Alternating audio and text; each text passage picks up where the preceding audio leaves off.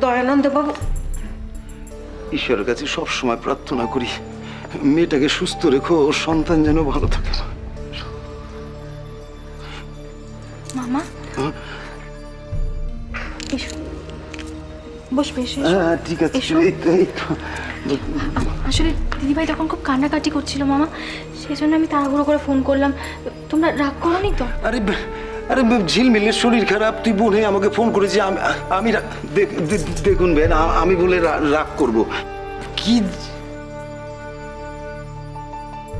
তুই ভালো আছিস তো?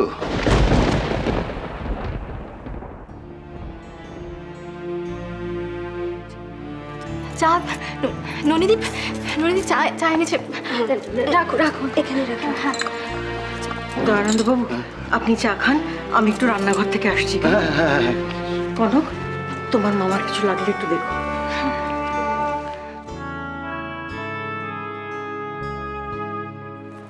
সার্থকী বাবা জীবনের বান্ধবী শুনলাম এখানে আছে, সে এখন কোথায়?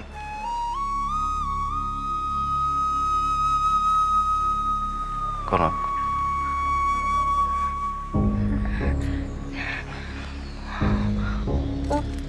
ও নার্সিং হোমে আছে মামা।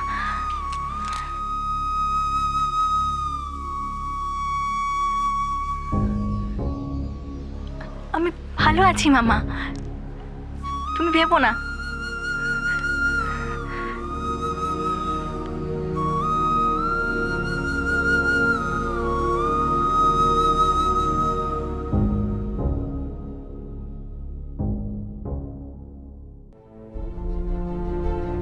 তুমি যাও। শোনো, ইনি হলেন খুব স্পেশাল একজন পেশেন্ট, সো বি কেয়ারফুল। যাও।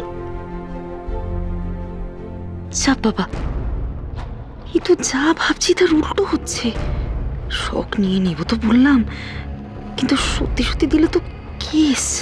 তিস্তা, তিস্তা তুমি ভেবেছো একবারও? তিস্তা, ওনারা ওয়েট করছেন, যেতে দাও। বলছিলাম অন্য কোনো অপশন নেই? না, এই কেসের এটাই ট্রিটমেন্ট। তুমি চিন্তা করো না তিস্তা, আমার ডাক্তারের সঙ্গে আমার কথা হয়ে গেছে। যতটুকু প্রয়োজন ততটুকু শখই তোমায় দেওয়া হবে।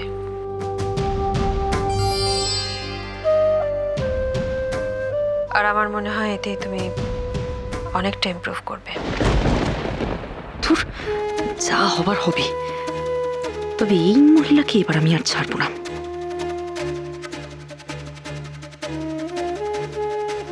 ম্যাম, আমি সুস্থ হতে চাই, তাই আপনারা আমার জন্য যেটা ভালো বুঝবেন সেটাই হবে। তুমি দেখো ধ্রুব, আমি ঠিক সুস্থ হয়ে উঠবো। সত্যি তো এভাবে চলে নাকি? দিনের পর দিন তোমরা আমার জন্য এভাবে কেয়ার করে যাবে? না না, আমি জানি ম্যাম, আমার জন্য যেটা ভালো হয় আপনি সেটাই করবেন। সিস্টার, আপনি আমাকে নিয়ে চলুন প্লিজ।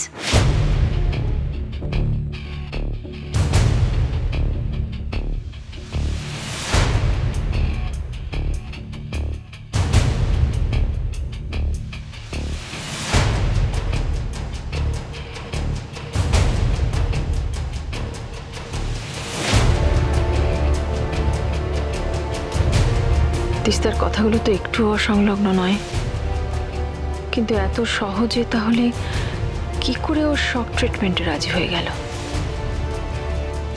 তাহলে কি আমি কোথাও ভুল করছি? তিস্তার প্রতি কি এতটা নির্মম হওয়া উচিত হচ্ছে আমার?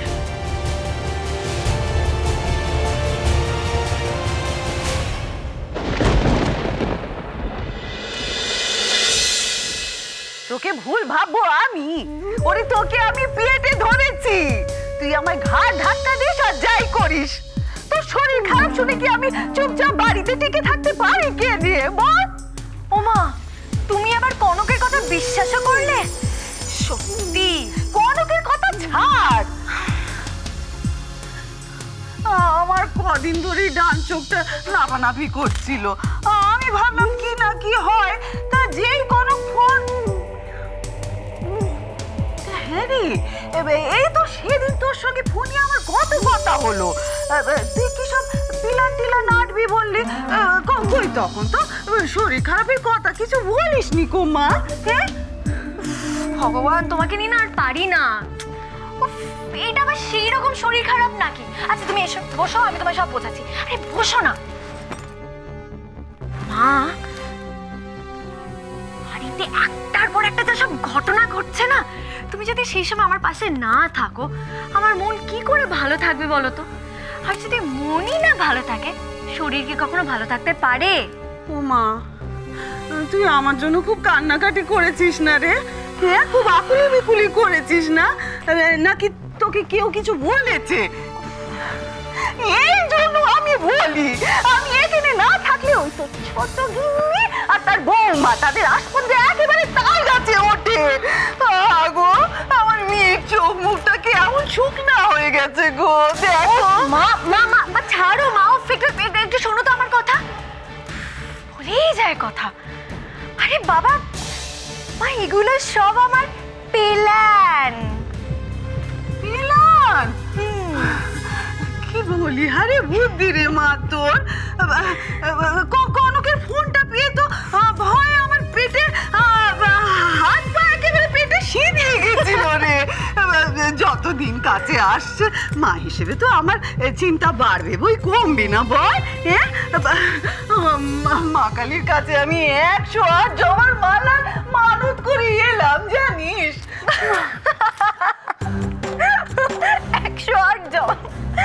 সত্যি আমি জাস্ট এই ড্রামাগুলোই মিস করছিলাম এতদিন। কি বললি রে তুই? হ্যাঁ, ড্রামা? আমি আমি আমি নাটক করছি? হ্যাঁ, এই কথা তুই বলতে পারলি?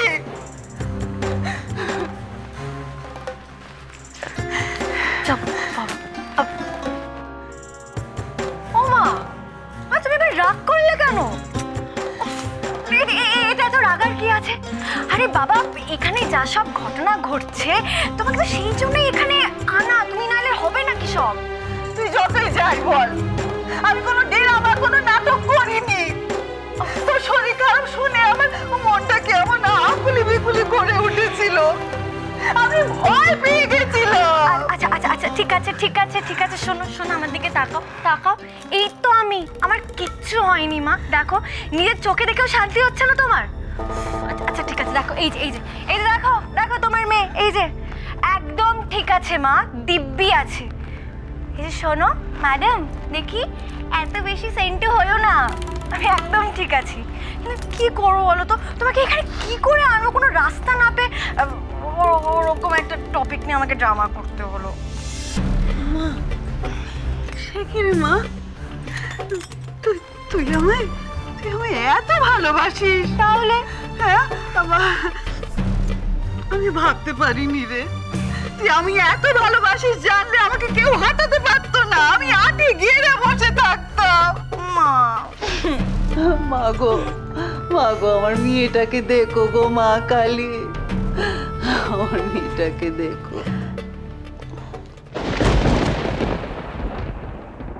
জীবনে এত দোটানায় আমি আগে কখনো পড়িনি। আমার নিজের কাজ, নিজের ভাবনার ঠিক ভুলের বিচার করতে পারছি না আমি। তিস্তা এখানে এসেছে আর এখন শখ নিতেও কোনো আপত্তি করেনি।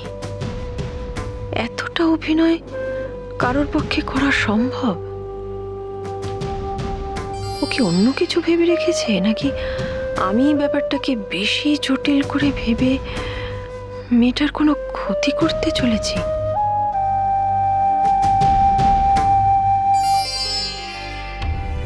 এতটা ভুল করলাম আমি?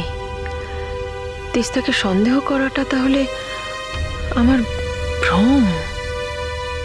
ওর কার অ্যাক্সিডেন্টেও আমার সন্দেহ দূর হয়নি, কিন্তু এখন ও কি সত্যি অসুস্থ?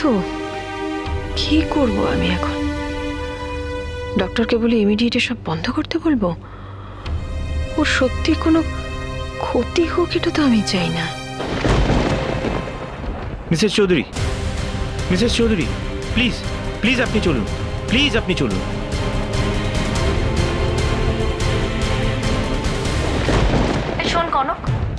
তো ছোট মাকে কপি করে না আমাকে কথা শোনাতে আসিস না প্লিজ। না দিদি ভাই, মায়ের মতো নয়, মায়ের কাছ থেকেই আমি এই শিক্ষাগুলো পেয়েছি, আর সময় মতো তার প্রমাণও দেব।